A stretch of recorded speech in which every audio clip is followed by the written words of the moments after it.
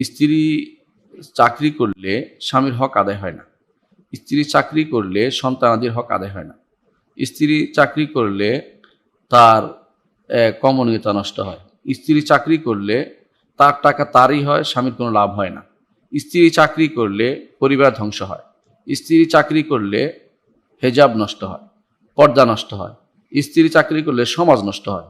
স্ত্রীকে যেই স্বামী বলে আমার স্ত্রী চাকরি করার দরকার নেই, আমি যা পাই তা তোমায় খাওয়াবো, সে তো একটা বিরাট রাজরানী হিসেবে আছে। এখন সে রাজরানী না হইয়া সে কর্মচারী হইতে চায়। সে এখন রাজা না হইয়া চাকর হইতে চায়। এই জন্য সে আরেকজনের অধীন চাকরি করতে চায়। এই জন্য এটা আসলে স্ত্রী স্বামীর মর্যাদা বুঝেনি এবং স্ত্রী নিজের মর্যাদাও বুঝেনি। স্বামীর মর্যাদাও বুঝেনি, নিজের মর্যাদাও বুঝেনি। একজন স্বামী যখন স্ত্রীকে বলে যে তোমার কাজ করার দরকার নেই, ঘরের কাজগুলো তোমার করলেই হবে। ঘরও একটা জগৎ, এটা বিরাট কাজ, ছোটোখাটো কাজ না। প্রতিদিন তাকে রান্না করতে হয়, পরিবার দেখতে হয়, নাস্তা বানাইতে হয়, দুপুরে খাবার দিতে হয়, রাতের খাবার ব্যবস্থা করতে হয়, তাকে সার্ভ করতে হয়, এগুলি আবার ধুইতে হয়, আবার ঘর দেখতে হয়, ঘর মুছতে হয়।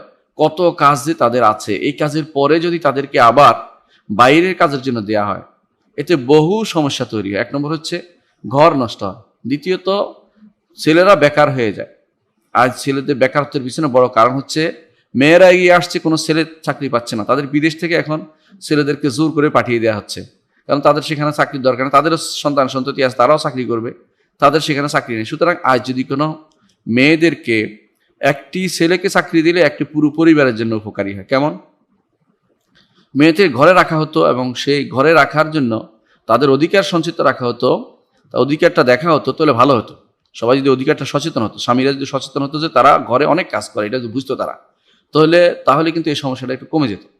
আর একটু বিষয় হচ্ছে অতিমাত্রা উৎসাহী যারা নারী স্বাধীনতার নাম দিয়ে অথবা নারীর এমপ্লয়মেন্ট নাম দিয়ে তারা সমাজের মধ্যে বিশৃঙ্খলা তৈরি করছে। কিরকম বিশৃঙ্খলা দেখেন, আপনি একজন ছেলেকে চাকরি দিলে এই ছেলের স্ত্রী দেখাশোনা করবে, ভাই বোন দেখাশোনা করবে, মা বাপকে দেখাশোনা করবে, এবং সে এ, তা এবং সে সঞ্চয় করবে, বাইরে থেকে টাকা এনে ঘরে আনবে, বাইরে কোথাও একবার স্ত্রীর হাতে দিবে। আর স্ত্রী চাকরি করলে কি হয়? সে এককভাবে হয়, এককভাবে, তার কারো দায় দায়িত্ব শরীয়ত দেয়নি। সে এককভাবে টাকাটার মালিক হয়।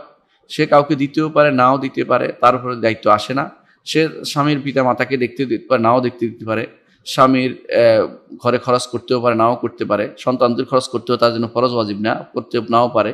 তাহলে সে তার জন্য টাকা রোজগার করার জন্য সে যেটা বলে নেই, সেটা নিজের উপরে জোর করে কেন দায়িত্ব নিচ্ছে। যদি এমন কেউ হয় যে তার কেউ দেখার নেই, চাকরি করতে বাধ্য, তাহলে করবে।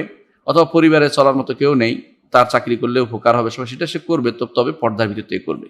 কিন্তু যদি স্বামী বলে যে তার চাকরি করার প্রয়োজন নেই, স্ত্রী জোর করে যায়, এখন স্বামীর অধিকার রয়েছে, তার অধিকার ক্ষুণ্ণ হওয়ার কারণে, তার একান্ত অধিকার ক্ষুণ্ণ হওয়ার কারণে সে তার হক রয়েছে এটা যে সে তাকে রাখবে অথবা তাকে ছেড়ে দিবে। আল্লাহ তাআলা তাকেও স্বামী মিলিয়ে দিবে। সেই মেয়েকে হয়তো সে বুঝবে যে ভালো অবস্থা যেতে হবে আমাকে, হয়তো সে বুঝতে পারবে। আর স্বামীও সে তা অন্য স্ত্রী পেয়ে যাবে ইনশাআল্লাহ। এটা দুনিয়ার নিয়ম, এটা তালাক হবে, তালাকটাকে খারাপভাবে দেখার কোনো সুযোগ নেই। ওইটা কোনো সহিহ হাদিস না যেখানে বলা হয়েছে আল্লাহর কাছে নিকৃষ্টতম কাজ হচ্ছে, নিকৃষ্টতম হালাল হচ্ছে তালাক। এটা কিন্তু সহিহ হাদিস না, কারণ মানুষের নিকৃষ্টতম হালাল হতে পারে না, হালাল সবগুলি উৎকৃষ্টতম। এই জন্য আল্লাহ তাআলার কাছে এই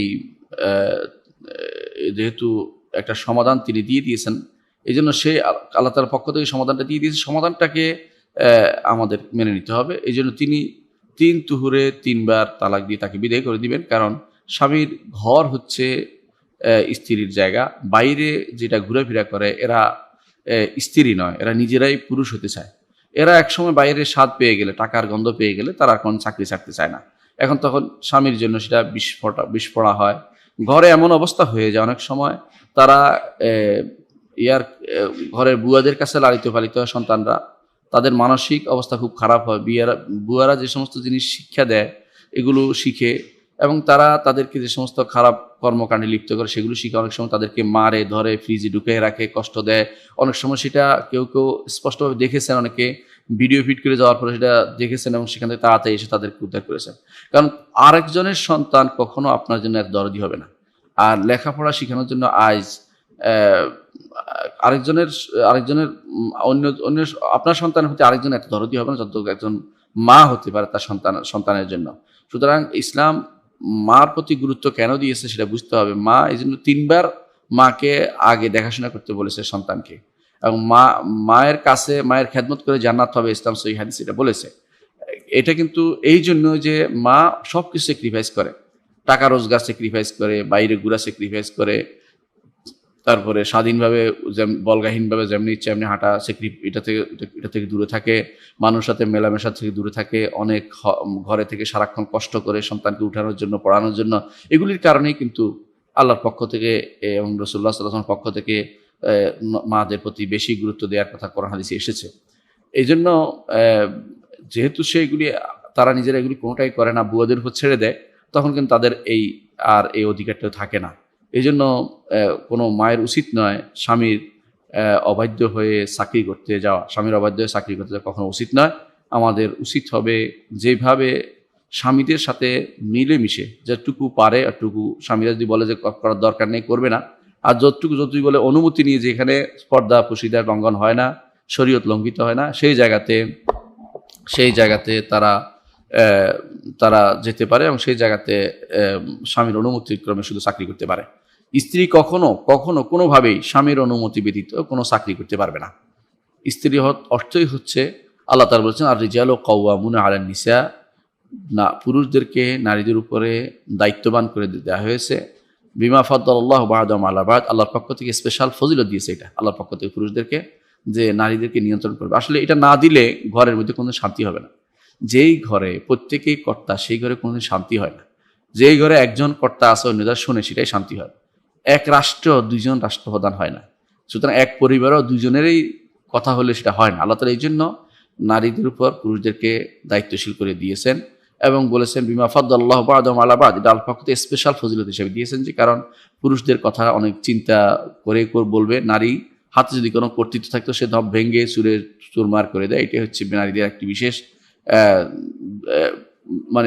দুর্বলতা। আবার দেখা যায় তারা অনেক সময় ঘটনা কিছু ঘটলেই কান্নাকাটি আরম্ভ করে দেয়। আবার অনেক সময় তারা অনেক সময় ঘটনা কিছু ঘটলে সহ্য করতে না পারলে তারা হাঁপিতে শুরু করে দেয়। অনেক সময় আবার দেখা যায় তালাকের মাস, নিজেদের হাতে তালাক থাকে, তালাক ব্যবহার করে পরে আফসোস করে কেন করলাম ইত্যাদি ইত্যাদি। এই জন্য ইসলাম কাওয়ামুনা আলান নিসা, নারীদের উপরে পুরুষদেরকে দায়িত্বশীল করে দিয়েছেন। তারা দায়িত্ব পালন করবে। পুরুষরা, নারীরা তাদের কথা শুনে চলবে শরিয়া মোতাবেক, শরিয়ার বাইরে গেলে শুনবে না। সেই জন্য নারীদের আরেকটি বলেছে যে বিমা আনফাকু মিন আমওয়ালিহিম, এই জন্য নারীদেরকে পুরুষের কথা শুনতে হবে, কারণ খরচ করবে তারা নারীদের জন্য। তো নারীরা কষ্ট করে সারা দুনিয়ার কষ্ট দৌড়ে বাইরে রোদের মধ্যে পুড়ে কষ্ট করে দিন রাত 24 ঘন্টা খেটে যে টাকা আনে, ঘরে এনে কি করেছে, সে নিজে খায় না, স্ত্রীকে খাওয়ায়, সন্তানদেরকে খাওয়ায়। এই জিনিসটি কোনো নারী যদি বুঝতে পারতো তাহলে তার কিন্তু এত হাঁপিতে সে দরকার। সে বুঝতে পারতো যে আমার তো কষ্ট কমে গেল, আমি নিজের উপর কেন জুলুম করতেছি। আমি এই লাইনে দাঁড়িয়ে বাস ধরার জন্য সকালবেলা লাইনে দাঁড়াচ্ছি, ঘুম থেকে উঠে দৌড়াচ্ছি, চোখ মুখ কিছু লাগছে, ঘুমাইতে পারি নাই, প্রতি সপ্তাহে ব্যাংকে চাকরি করি এখন দৌড়াচ্ছি, অথবা গার্মেন্টসে চাকরি করছি দৌড়াচ্ছি। তারা যে বুঝতে পারতো যে স্বামী যেখানে আমাকে ছাড় দিয়েছে, চাকরি না করে টাকা সে কষ্ট করে রোজগার করবে, তবে সেখানে কোনোভাবেই উচিত নয় একজন নারীর চাকরিতে যাওয়া, কারণ এটা আসলে নিজের উপরে জুলুম, স্বামীর উপরে জুলুম, পরিবারের উপরে জুলুম। আল্লাহ আমাদেরকে বুঝার তৌফিক দান করুন। وقل جاء الحق وزهق الباطل إن الباطل كان زهوقا